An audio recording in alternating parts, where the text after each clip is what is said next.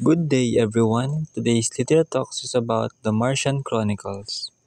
The Martian Chronicles is a series of interconnected stories chronicling humanity's colonization of Mars and its consequences.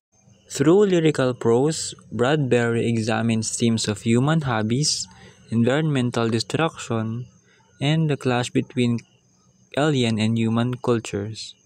The desolate Martian landscapes also echo humanity's existential emptiness, while the titular Martian symbolizes a vanishing way of life lost to human greed. We leave footprints on lands we'll never truly understand.